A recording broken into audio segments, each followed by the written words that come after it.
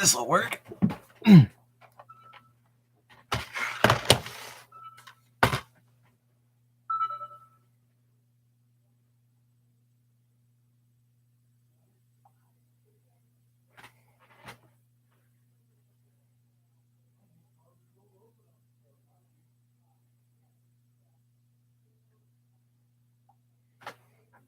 Okay.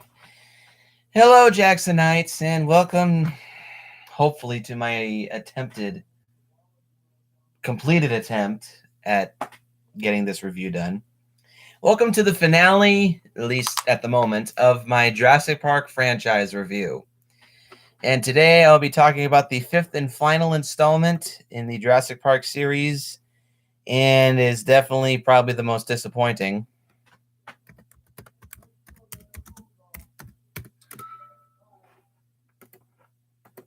With 2018's Jurassic World Fallen Kingdom. Of course, released in 2018. Okay, I need at least 3 of these. That's better. So I'm not gonna bother with any like personal history stuff because this movie is so new. It'd be pointless for me to talk about my personal history. Of course, I heard about the hype surrounding this movie. Of course, with the first movie, the first Jurassic World movie being such a big gargantuan hit, there would be a trilogy of movies to be made. So, of course, I was pretty excited about that. Hang on.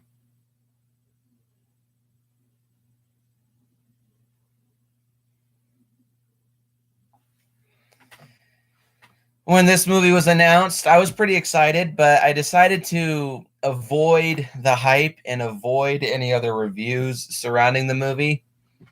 And I was a little scared from these small snippets that I was seeing throughout, like a couple online reviews on YouTube and a couple written reviews for the film. And I avoided watching the movie for a little while, and I actually didn't get around to seeing it till about a week ago. So I've only seen this movie once, and the rest is history. So I'm just going to jump right into the plot of Jurassic World Fallen Kingdom. So a small team of mercenaries arrive on Isla Nublar to collect DNA from the remains of the Indominus Rex at the bottom of the park's lagoon. Of course, that being where the Indominus Rex met its end in the jaws of the Mosasaurus. After successfully collecting a bone fragment, the team's survivors barely escape the island following attacks by both the T-Rex and, of course, the Mosasaur. In the ensuing chaos, the Mosasaur also escapes into open water.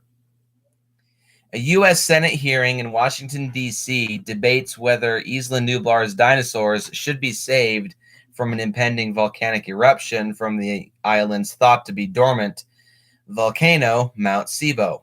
Again, I think that's how you pronounce it. Mathematician Dr. Ian Malcolm testifies that the dinosaurs should be allowed to perish in order to correct John Hammond's mistake of creating them in the first place. Can't deny, I think that's a little harsh, but whatever.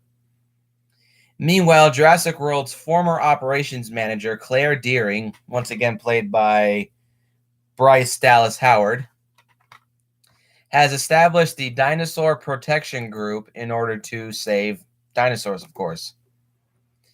And after the Senate rules against rescuing the dinosaurs, Hammond's former partner, Benjamin Lockwood, summons Claire to his Northern California estate.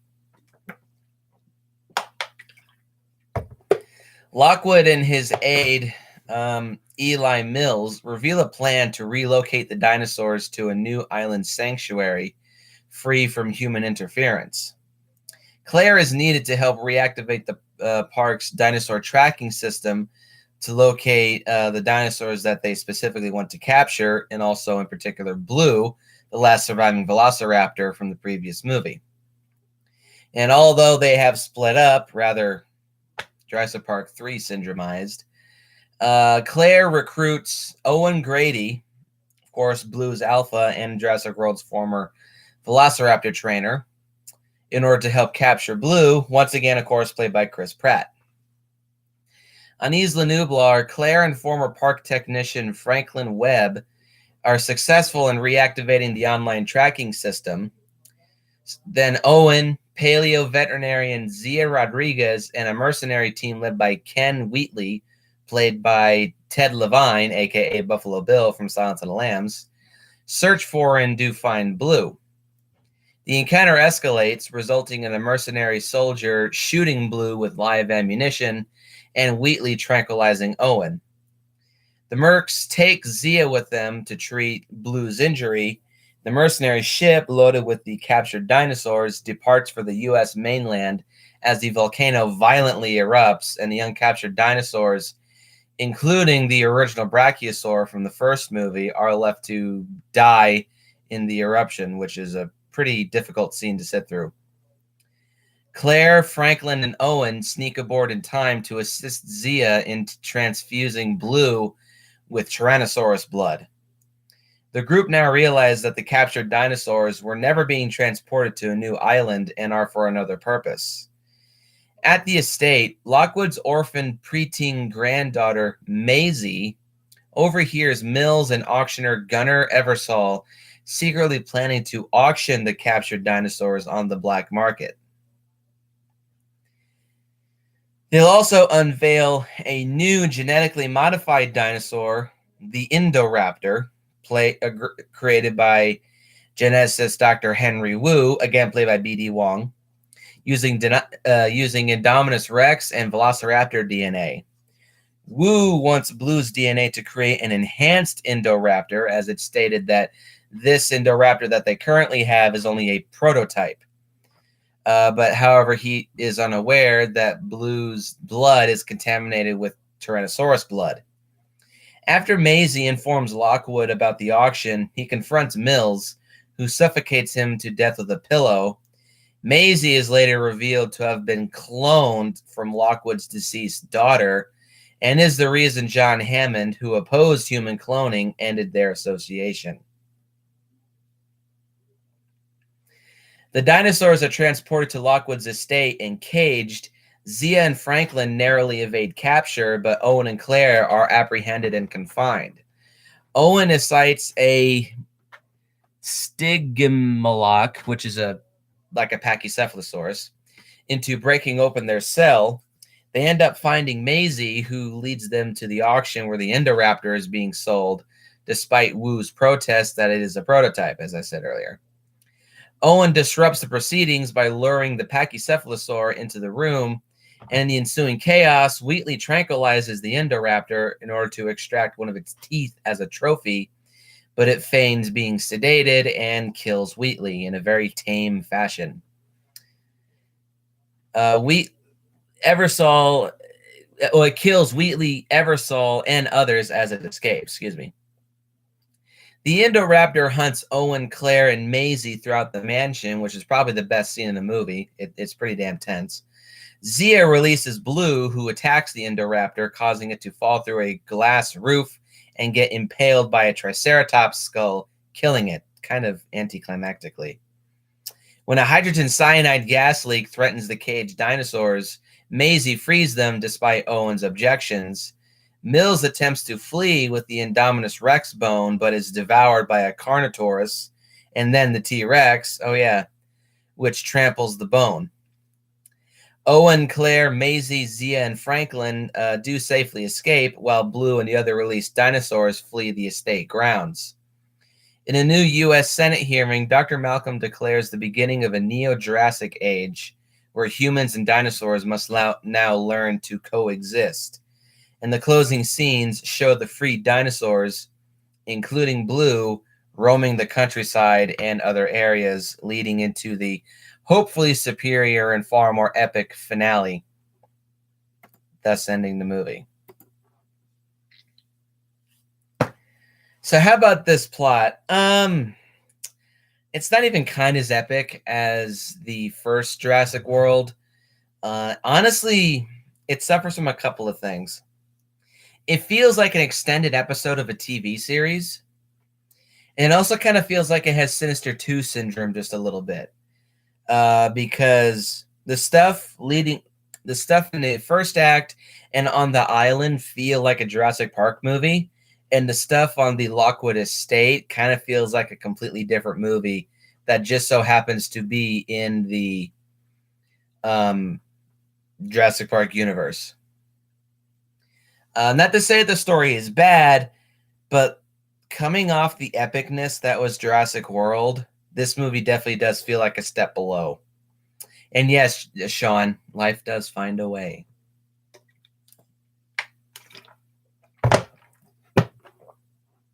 So let's jump straight into the pros and cons, shall we? Of course, starting with the pros. I have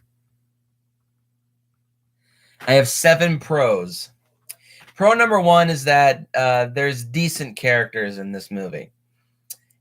Sadly, I do have to say that this movie does have the weakest cast of the entire Jurassic Park series. Not saying that as a bad thing per se, but definitely, like I said, it does feel like a step below. Bryce Dallas Howard as Claire. I think that's her name. Yeah, Claire. Actually, I kind of feel like she's a bit of an improvement. Oh, shut up, Sean. Enough of the take that, you dinosaur joke. Anyway, I think she's a little better in this movie than she was in the first film. In places. Her awkwardness that she had in the first half of Jurassic World is completely gone, thankfully. She now feels like she's much more natural in playing this character. But I also do, again, feel like she's a bit of a step down. Her acting is still fine. The way she delivers her dialogue is fine. Her lines are fine. Overall, Bryce Dallas Howard does a good job with Claire in this movie. And she definitely doesn't just stand around and be a useless waste of space. She does try to be proactive in this movie situations. Chris Pratt back as Owen Grady. Hate to say this. Again, feels like a step down. Chris Pratt at times almost kind of felt like he was phoning it in. Almost. I don't really think Chris Pratt has ever phoned in a performance in his life. At least not that I know of. I haven't seen that many movies with him in it. But I do feel like his performance in this movie is a bit of a step down from the last film. He's not quite as charismatic. He's not quite as quirky, and he's not as enthusiastic as he was in Jurassic World. Here, he's a little more serious, but I think that also makes him a little more boring, which is a shame. But Chris Pratt still does a good job with the performance, and overall, he's not bad, but he's just not as good as Jurassic World. And the rest of the cast is just pretty generic, not really personable. Hands down, the most annoying character in this entire movie is Franklin. I mean, as bad as I wanted Amanda to die in Jurassic Park 3, I was almost begging this movie to kill off Franklin, and I was so disappointed when this movie didn't kill off Franklin because he was so goddamn annoying. Easily tied with Amanda as the most annoying character in the entire Jurassic Park franchise. He's whiny, he's bitchy, he's bratty, he's annoying to listen to, he screeches like a little bitch. He's so fucking annoying. The little girl who plays Maisie, she's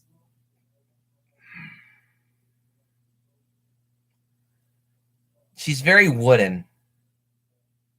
And the way she talks, she's kind of monotone. I honestly, I feel like you could have done a better, you could have chosen a better actress to portray Maisie. I think she was very, very, very wooden and very one note. Overall, this movie's cast is just kind of okay. It is the weakest of the series, the weakest cast in the Jurassic Park series. Though again, if you want to watch these movies for Claire and Owen, you won't be disappointed, except for the fact that they pull a Jurassic Park 3 and they split them up, disappointingly. Oh, and by the way, yes, I'm still rocking the David Hasselhoff hair. Um, so yeah. Pro number 2 is that this movie has some good music. The second most generic score in the Jurassic Park series, but it is still an enjoyable score overall. It still feels like a Jurassic Park score. There's lots of moments in the movie where the music feels like it was made. It was made for that specific scene. But I also like that when there. I also like when there's no music to be played, and that gives the movie a bit more of a creepy atmosphere. Specifically, when the Indoraptor has escaped and is going on its rampage, and I'm talking specifically about the scene where the Indoraptor is stalking Claire. God, I'm just itching all over today. Is stalking Claire, Owen, and Maisie throughout the Lockwood Mansion. There's a big lack in music, and I think that makes the scene a lot more creepy. So that's definitely good. So overall, not much to say about the music other than it's good. It's a bit generic, but it's still good. It's enjoyable to listen to, and it feels like a Jurassic Park score. Pro number 3 is this movie is decently paced. Again, this is the poorest pace of the entire series. Even more so than Jurassic Park 3, because Jurassic Park 3's pacing works better because it's a shorter movie. And this is actually the longest of the entire Jurassic Park franchise at 2 hours and 9 minutes, which kind of surprised me. I always thought Jurassic World felt a little longer than that. But this being the longest of the series, and sadly, it does have a bit of a imbalanced pace. But so the first act is fine. The second act is fine. The third act feels both rushed, but also a little slower because it's a little hard to describe. It feels like there's a lot that the third act wants to happen, but it's just taking its time in order to build up to all the stuff that it wants to showcase in its third act. So really, it's the third act where the pacing does kind of suffer. It's both slow and fast, and it feels both rushed and just not rushed. But overall, I mean, this movie isn't a chore to sit through. Don't get me wrong. I can sit through it any day and still enjoy it. But overall, this movie's pacing is just decent. Let's see. Pro number 4 is that this movie has some pretty good action scenes. Specifically, all the capturing scenes on the island, especially when they're escaping from the erupting volcano and all the rampaging, stampeding dinosaurs. When Claire and Franklin are being trapped by the baryonyx inside the control room. That's a pretty cool scene. I'll get to the dinosaurs in a little bit, but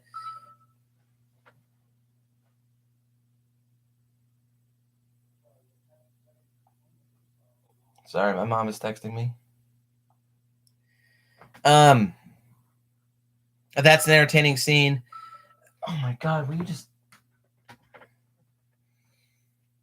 the Indoraptor's rampage throughout the mansion is also pretty damn entertaining.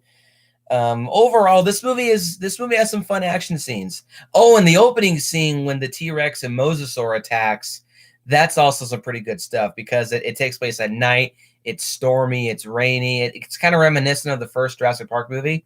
That's stellar too. And it's also darkly lit, which gives it more of a creepy atmosphere. So that's pretty damn good. So yeah, this movie has pretty good action scenes to it. Pro number 5 is that the dinosaurs in this movie once again are pretty damn entertaining to watch. They tried to include a lot more newer species, like the baryonyx, for example. The Spinosaurus was supposed to be in this movie, but I'll talk about that when I get to the cons. But the baryonyx is in here. We see a new Ceratops dinosaur. I can't remember the name of it, but it's kind of a newer species of the Ceratopsid family. Obviously, we see the Blue return. We see the T-Rex. The Carnotaurus is awesome, always. Let's see. We see the Apatosaurs, the Stigmiliac, or I just call them the Pachycephalosaur. The dinosaurs, once again, in this movie are pretty damn entertaining. They look great. They sound great. When they're on screen, the movie truly shines. And this leads me to pro number 6, the Indoraptor. I'm going to say this right now, however, so let me get all the negatives out of the way. The Indoraptor does not live up to the Indominus Rex. Like I said with this movie, it feels like a step down. I don't find the Indoraptor to be nearly as threatening as the Indominus Rex. Sure, it's super intelligent. Sure, it's essentially a super raptor. And sure, it is the ultimate killing machine. But I still consider the Indominus Rex to be even more of an ultimate killing machine, more threatening. And I find that to be better as a super T-Rex rather than a super raptor. But overall, the Indoraptor, I like its design. You could definitely tell that it has Indominus Rex DNA because it does look very similar. I like its color scheme, the dark blackish color with the orange stripes. Though that all looks really good. I like the dorsal crocodile spines. I like those. I like its jaw. It still has a really wide opening jaw like the Indominus Rex. Overall, I like the Indoraptor's design. Really, my biggest problem with it is that it just doesn't live up to the Indominus Rex. I'm sorry. What they could have done to make it a little more interesting is if they had 2 Indoraptors. I think that would have made the Indoraptors stand up to the Indominus Rex, as if there was 2 and not just 1. Like have the prototype design, or have the prototype be sort of the main Indoraptor that we see, but then it's revealed near the end of the film that we do have a second Indoraptor that's a little larger and looks a little bit more like the Indominus Rex. So that would have been a nice surprise. And then have the Indoraptors team up and then just go on a complete tear-ass rampage throughout the estate. So that would have been cool, but sadly, no, there's just 1. But still, the Indoraptor is cool. But sadly, also, apparently, the Indoraptor will be the final hybrid dinosaur that we'll see in the Jurassic World series. And I think that's a bit of a disappointment. And pro number 7 is, once again, the special effects in this film are great. The CG, blue screen, and green screen work all are stellar.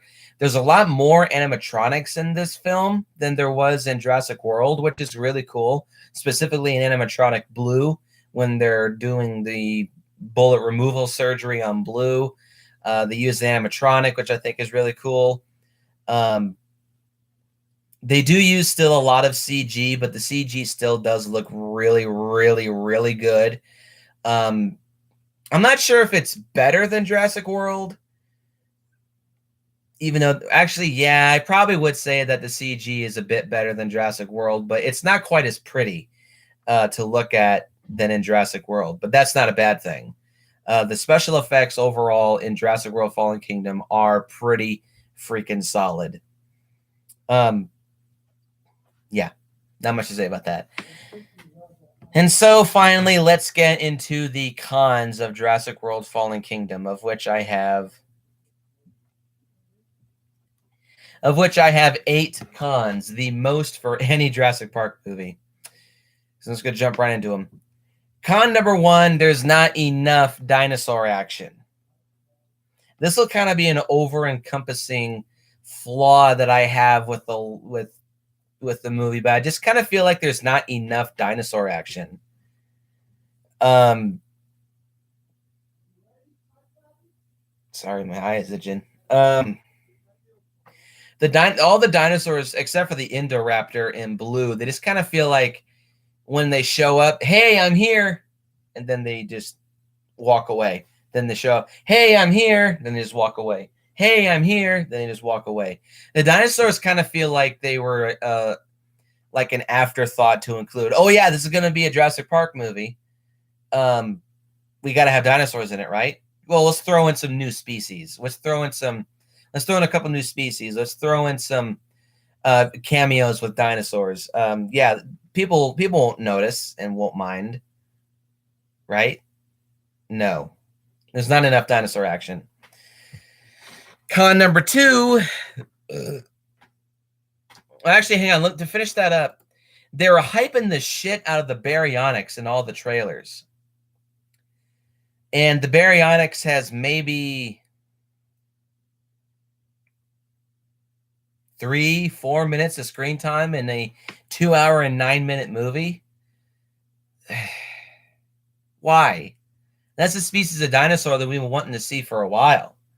And is a species of dinosaur that really hasn't been exposed in any dinosaur material all that much.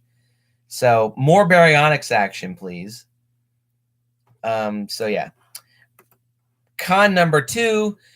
Oh my God, is the T-Rex so underutilized in this movie. For a 2-hour and 9-minute movie, I'd probably say the T-Rex has maybe 9 minutes of screen time. Even less than the original Jurassic Park. And in hindsight, yeah, the T-Rex isn't in the first Jurassic Park all that much. Well, ish. She's not in that many scenes, but when she is on screen, she's on there for quite a while. Here, the T-Rex just says, hey, I'm the T-Rex, and does some epic shit, then just walks away. Hey, I'm the T-Rex, does a quick epic shit, walks away.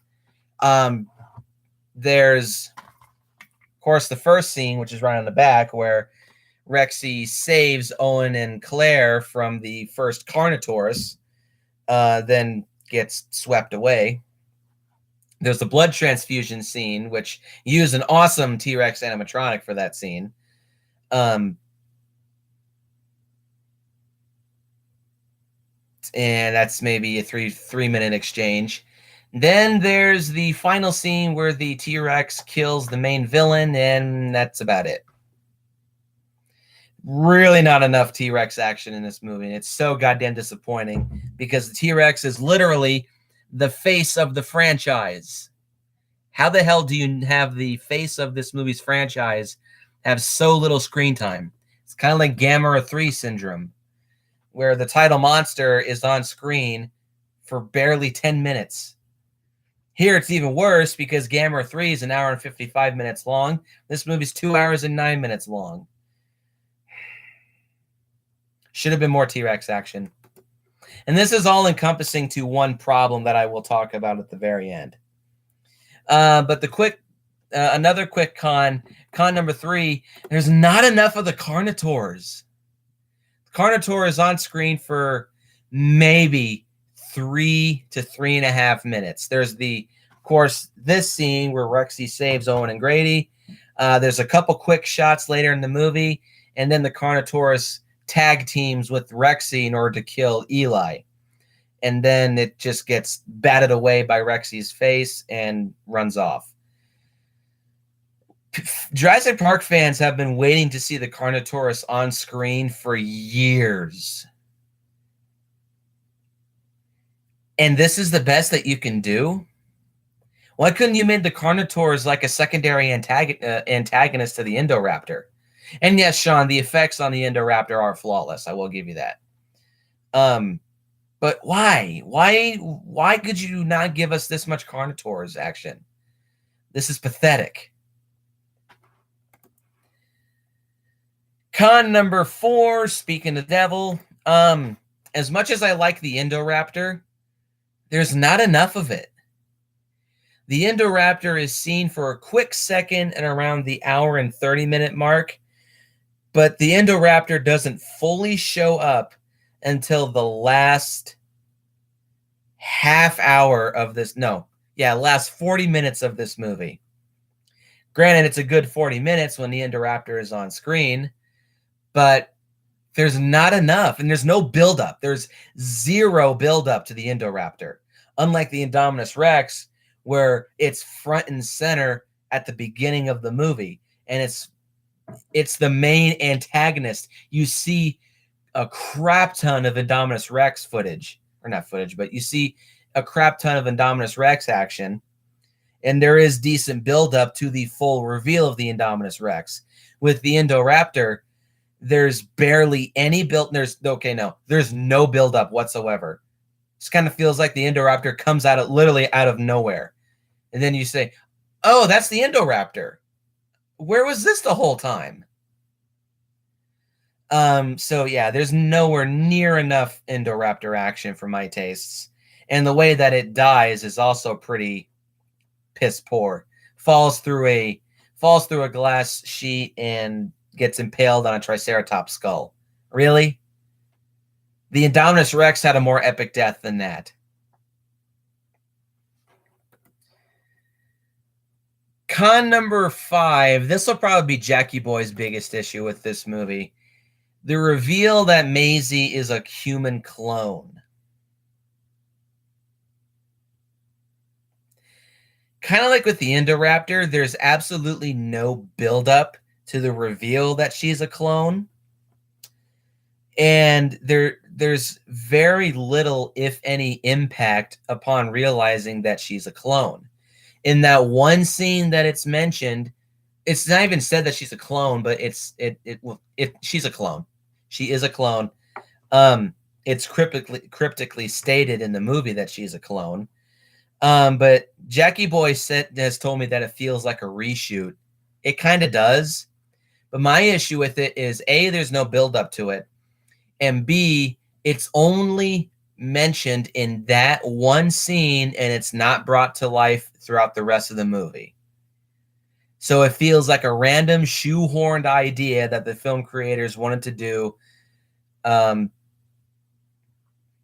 just for shits and giggles, and they just did nothing with it. And it comes off as being both pointless and forced, in my opinion. So could have done something better there. Hang on. 1, 2, 3. Con number 6 is that the human villains in this movie are so goddamn bland. Their big evil scheme, hey, we're just going to sell off the dinosaurs and make hundreds of millions of dollars.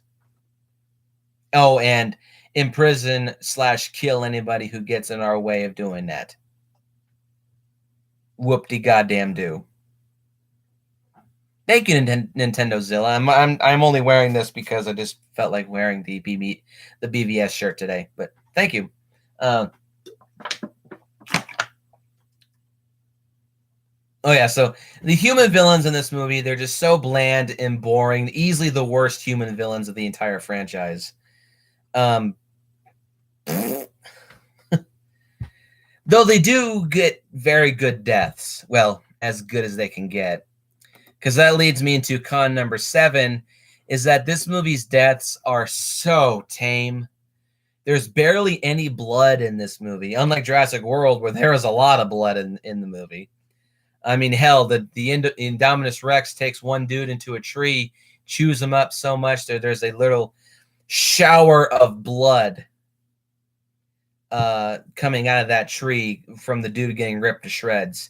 Here, the death scenes are very tame. There's no blood. Sure, you see a couple dudes get dismembered, but there's no blood spraying all over the place. Just kind of looks like it was just like a piece of clothing getting torn off, and that's it. Whoop-de-goddamn do. The death scenes are extremely tame. The body count is also surprisingly low, unlike Jurassic World, which had a huge body count. I think there's maybe 6 or 8 deaths. Most of them we don't even see on screen. So, yeah, the death scenes are very, very tame. Disappointingly tame. And the last con that I have, con number 8, is that this movie is really missing that extra 45 minutes. What I mean by that is, okay, I am subscribed to Clayton Fiority, a Jurassic Park YouTuber, who's essentially what Clayton Fiority is to Jurassic Park, what Stupendous Wave is to Star Wars. Even though, ironically, Stupendous Wave actually started out as a Jurassic Park YouTuber. He has now become a Star Wars YouTuber. But Clayton Fiority is the new Stupendous Wave for Jurassic Park. And over the course of the build-up to the release of Fallen Kingdom on DVD, I'd see these videos that he would make saying why this scene was cut from Fallen Kingdom, or why that scene was cut from Fallen Kingdom, or why these scenes were removed from Fallen Kingdom.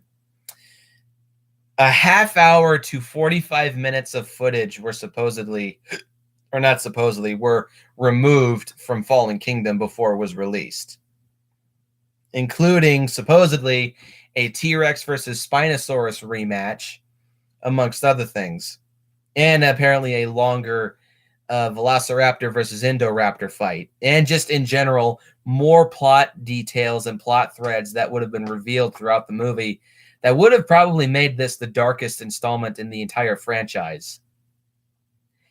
And now, knowing that information and watching this movie, I can see all the points where there was some corners felt like being cut out. And I think it's a damn shame.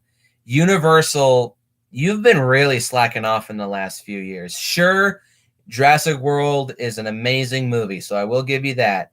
But when it comes to sci-fi, not just Universal, but Hollywood in general, kind of seems to be like cutting their balls off intentionally.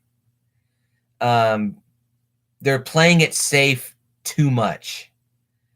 So I would love to see like a Jurassic World Fallen Kingdom extended edition be released with those half hour to 45 minutes of footage reinserted. Probably would be a much better movie because of it. It would also really be the longest installment in the entire franchise because it'd be nearly 3 hours long by that point.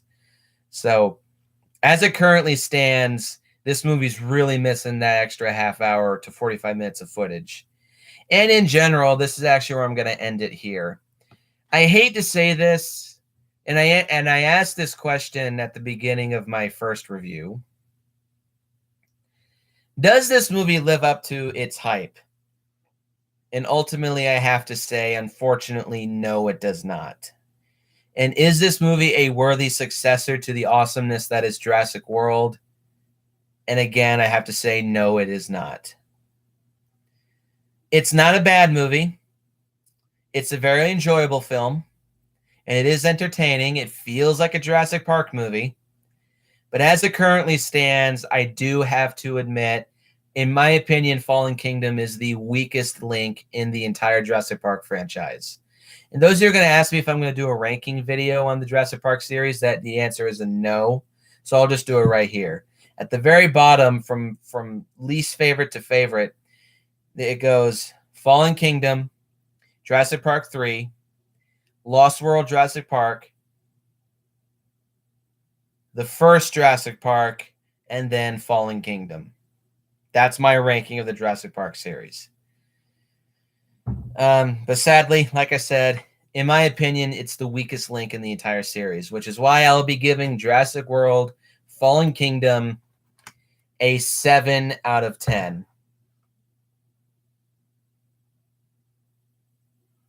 Yeah, I do think that idea is really dumb, Sean. The laser targeting system for the Indoraptor. What's the point? But yeah, 7 out of 10. I do still recommend it if you are a diehard Jurassic Park fan and just a casual Jurassic Park fan in general. I do recommend that you check this out, of course. But just be prepared to see a bit of a disappointing movie. This does not live up to Jurassic World. It did not live up to its hype whatsoever. And like I said, it's the weakest link in the entire series. So post your comments down below. Let me know what you think. Hit the like button and hit the subscribe button. Share this video with your friends. Look forward to my next video where I get back onto superhero binge with Son of Batman. Shawnee boy, you're going to be joining me for that. And as always, go out and if you're going to script a cloning twist, make sure it's much better executed. And I will see you guys in the next video.